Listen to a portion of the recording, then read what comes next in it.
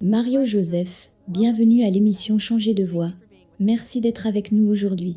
Je vous en prie, que Dieu vous bénisse. Je suppose que nous pouvons commencer par une question simple. À quoi ressemblait ton enfance?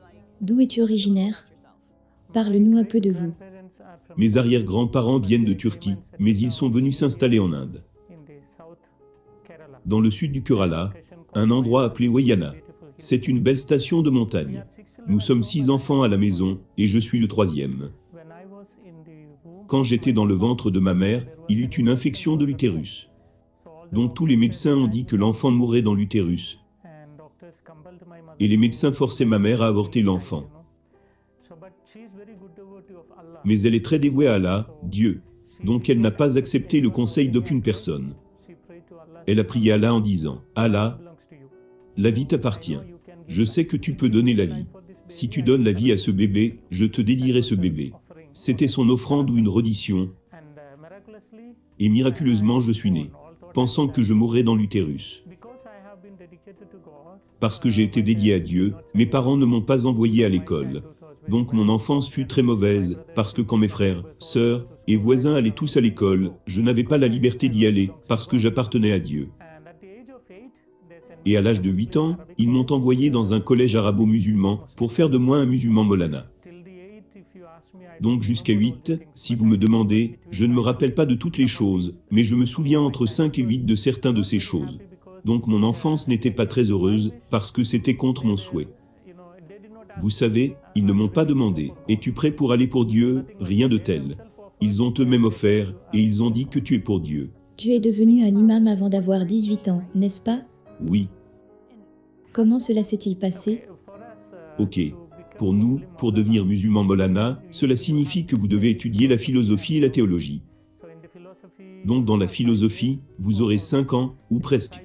Pendant ces 5 années, vous aurez à étudier la métaphysique, l'épistémologie, la logique, etc. et la langue arabe également.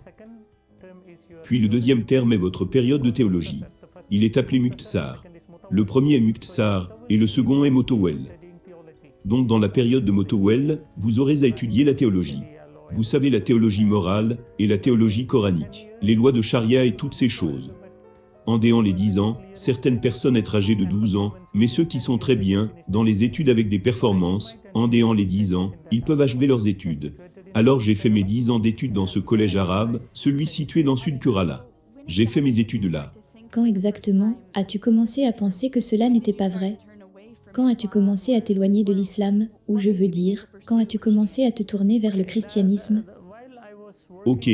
Alors que je travaillais dans un moshi musulman comme un imam, comme un prêtre de la congrégation, une fois je prêchais dans la mosquée que Jésus-Christ n'est pas Dieu. Pour moi, Allah seul était Dieu. Et je crois qu'Allah ne s'est jamais marié, donc pas de fils pour Allah. Donc j'ai prêché là, que Jésus n'est pas Dieu. Alors quelqu'un m'a demandé qui est Jésus, de la foule, peut-être un musulman. Mais il m'a demandé qui est Jésus, je prêchais qu'il n'est pas Dieu, mais la question est, qui est-il? Pour savoir qui il est, j'ai relu encore une fois le Coran entièrement. 114 chapitres, 6666 versets du Coran. Quand je l'ai lu, le nom du prophète Mohammed, je l'ai trouvé dans le Coran dans 4 endroits. Mais le nom de Jésus, je l'ai trouvé dans 25 endroits. Donc j'étais un peu confus. Pourquoi le Coran donne plus de préférence à Jésus? Et la deuxième chose, je ne pouvais pas trouver le nom d'une femme dans le Coran. Le nom de la mère du prophète Mohammed, ou le nom de la femme, ou le nom des enfants. Rien. Dans le Coran il n'y a que seul, le nom d'une femme que j'ai trouvé, Mariam, la mère de Jésus. Pas le nom d'autre femme. Et dans le Saint-Coran, chapitre 3 le nom du chapitre, c'est « Famille de Mariam ». Et le Saint-Coran chapitre 19, le nom du chapitre lui-même est Mariam. Un chapitre est Mariam. Donc j'étais très curieux, pour savoir pourquoi ce Coran dit toutes ces choses. À propos de Mariam, le Saint-Coran chapitre 3 verset 34 et suivant, dit que Marie est née, sans le péché ordinaire. Elle n'a jamais commis aucun péché dans sa vie. Elle était toujours vierge. Coran chapitre 50 verset 23 dit qu'elle est allée au ciel dans son corps physique. Même l'Assomption est écrite dans le Saint-Coran. Puis à propos de Jésus, quand je lis chapitre 3 verset 45 à 55, il y a 10 points que le Coran fait à propos de Jésus. La première chose que le Coran dit, le mot arabe qui signifie la parole de Dieu, et la deuxième chose Ruhollah, qui signifie esprit de Dieu, et le troisième est Issa qui signifie Jésus-Christ. Donc le Coran donne au nom de Jésus, la parole de Dieu, l'Esprit de Dieu, Jésus-Christ. Puis le Coran dit que Jésus a parlé quand il était très petit.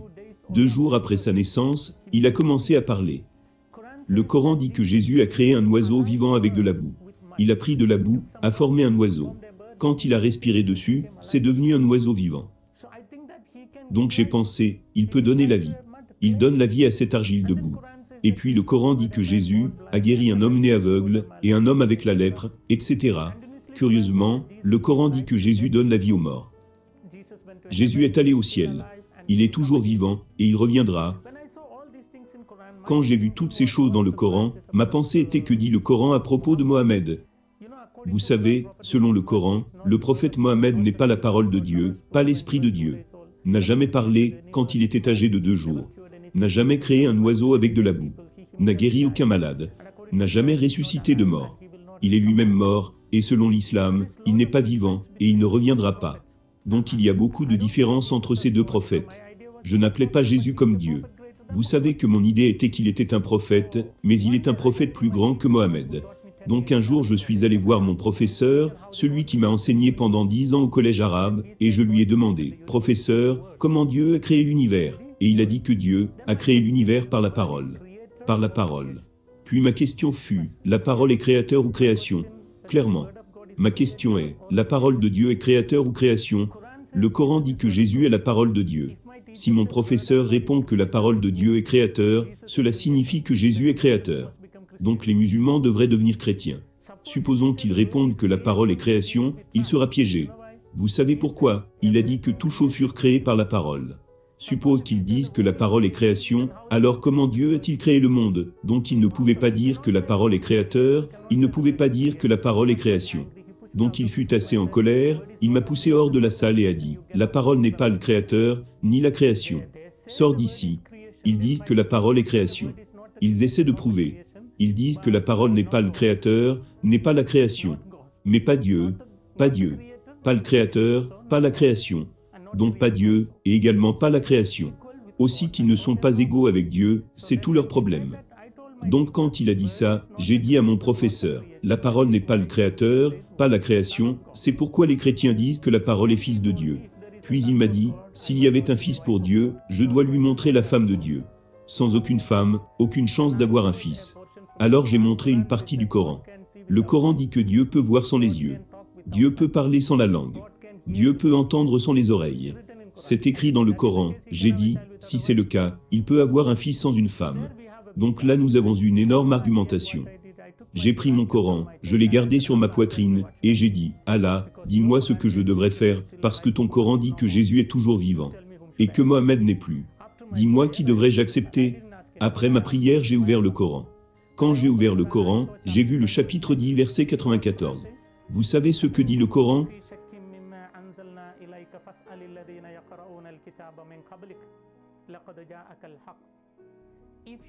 Si tu as un quelconque doute dans ce Coran que je vous ai donné, va et lis la Bible. Ou demande aux gens, à ceux qui lisent la Bible. La vérité est déjà révélée. Donc si vous me demandez, qui a fait de moi un chrétien, ce n'est aucun père, ce n'est aucune nonne, ce n'est aucun évêque, ce n'est aucun cardinal, ce n'est pas même le pape.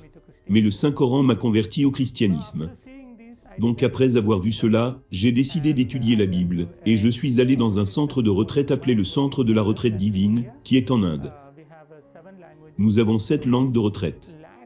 Beaucoup de personnes y viennent chaque semaine. Vous savez, chaque semaine du lundi au vendredi, il y a retraite résidentielle. Beaucoup d'hindous, musulmans et chrétiens et différentes dénominations de partout le monde, les gens viennent là-bas. Donc je suis allé là-bas pour faire mes études bibliques. C'est comme ça que j'ai eu une relation avec le christianisme. Ok. Est-ce à ce moment-là que tu as décidé de devenir chrétien? Ce n'était pas immédiatement après mon arrivée. J'ai assisté premièrement à une retraite, et je n'étais pas très heureux. J'avais moins de 19 ans, pas encore. J'ai terminé mes études, et je travaillais dans un collège arabe. Plutôt, je travaillais dans une mouchi. Donc j'avais moins de 19, et alors que je faisais mes études bibliques, il y a eu beaucoup de points qui m'ont touché dans la Bible. Le premier jour, le Père a lu Jean chapitre 1 verset 1. Au commencement était la parole. La parole était avec Dieu. La parole était Dieu. La parole est devenue chair. Donc mon Saint Coran dit que Jésus est la parole de Dieu. Maintenant la Sainte Bible dit aussi que Jésus est la parole de Dieu. Donc j'ai trouvé les deux très similaires. Et j'étais heureux de savoir que j'ai besoin du Coran, et j'ai besoin de la Bible. Tous les deux. J'étais dans l'humeur qu'un jour je peux devenir chrétien, un autre jour musulman. Un autre jour chrétien, ainsi de suite. Que j'ai besoin des deux. Pendant que j'y pensais, une autre parole que j'ai entendue c'était Jean chapitre 1 verset 12.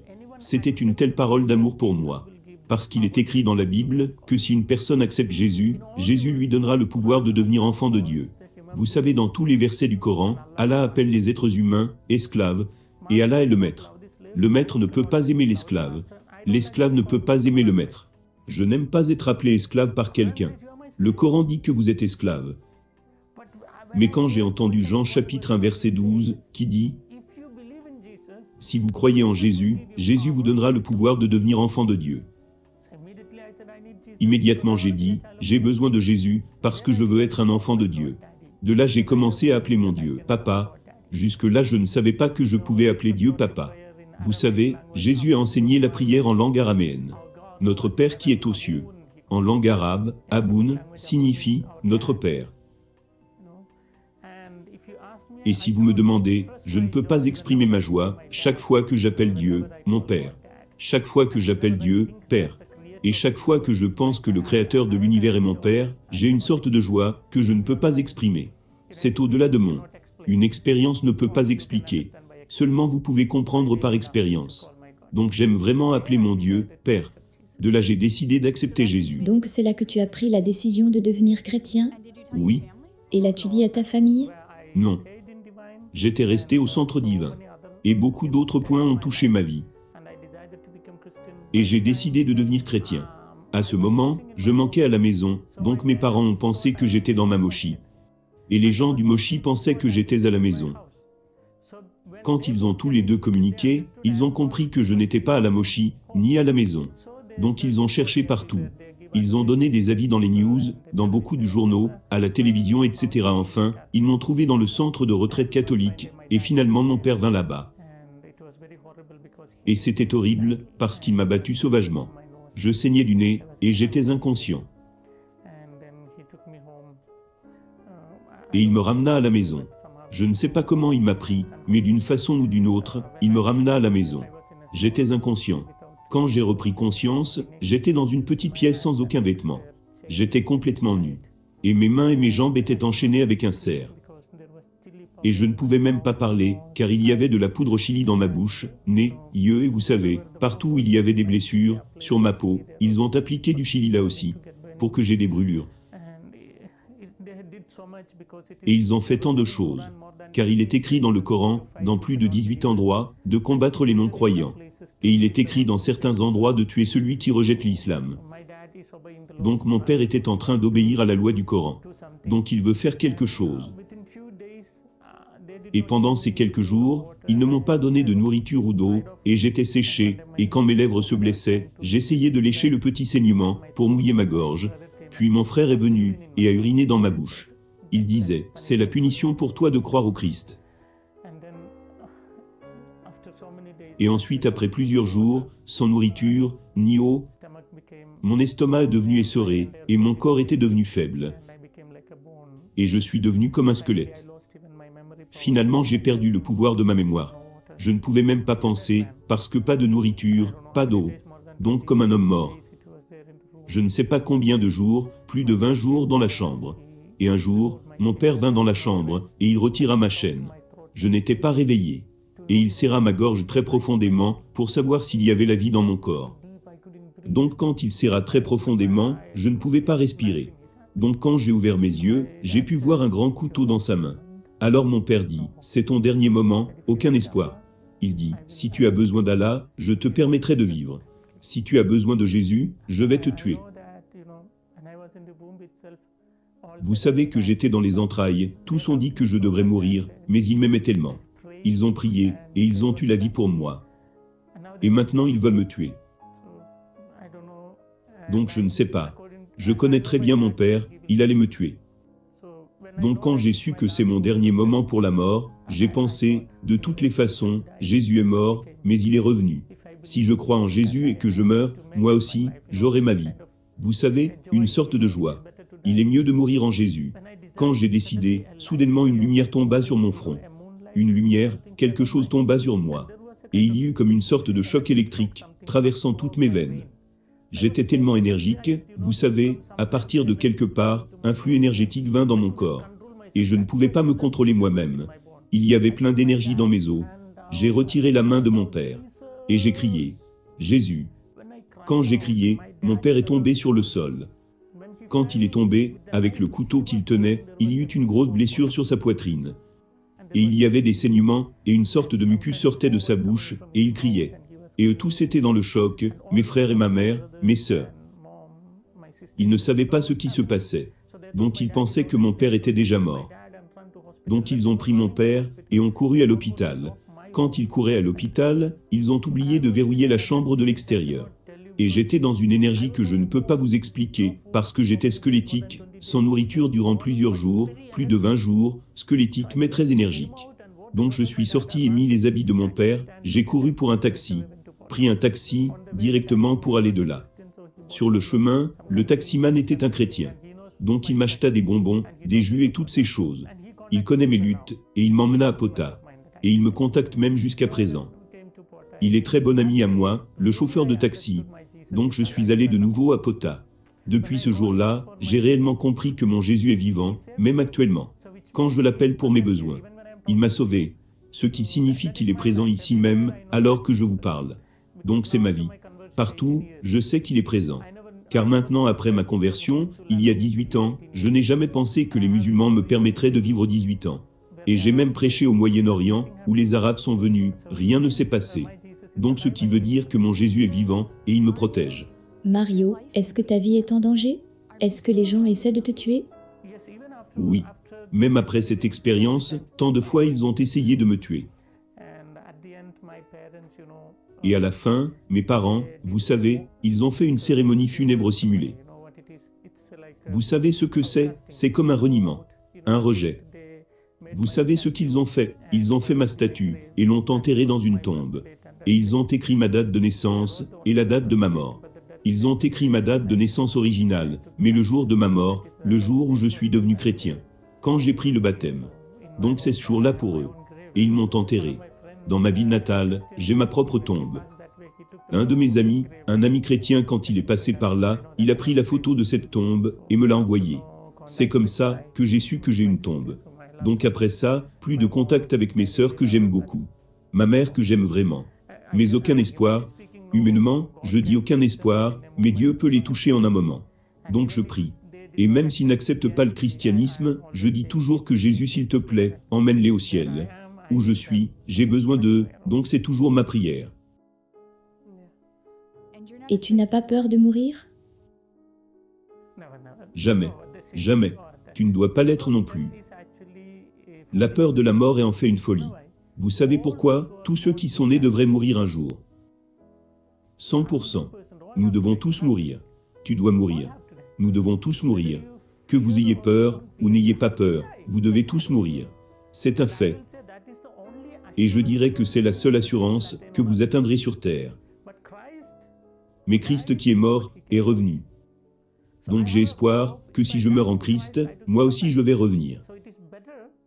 Donc il vaut mieux être sûr de la mort, et qui devrait être en Christ, parce que Jésus a dit très clairement que je vais à la maison de mon Père. Romains, plutôt Jean chapitre 14 verset 3. Je vais à la maison de mon Père. Il y a beaucoup de demeures, et je vais préparer une pour toi, et je reviendrai pour vous prendre. Donc je suis tellement heureux de savoir que mon Jésus est en train d'arranger un grand bungalow pour moi là-bas. Quand il aura fini, il reviendra pour me prendre. Je pense que c'est un grand bungalow, parce que durant les 18 années passées, les musulmans ont essayé de me tuer, mais ils ne pouvaient pas me tuer. Ce qui signifie que la construction est toujours en cours. Quand ce sera prêt, alors il reviendra pour me prendre. Alors les musulmans pourront me tuer. Jusque-là personne ne pourra. Donc je n'ai pas peur de la mort, parce que c'est un fait. La seule chose auquel je pense, après ma mort, quoi, avoir la vie éternelle. Vous avez besoin de Jésus. Ma foi est que chaque religion dit, le bloc entre Dieu et l'homme est le péché. Et dans l'islam, pour le péché, ils offrent des animaux. Pour leur péché, ils sacrifient des animaux. Dans l'hindouisme, c'est la réincarnation, puis la réincarnation. Seulement dans le christianisme, Jésus lui-même a pris mon péché et ma punition, et il a enlevé ce péché de moi et il m'a rendu pur.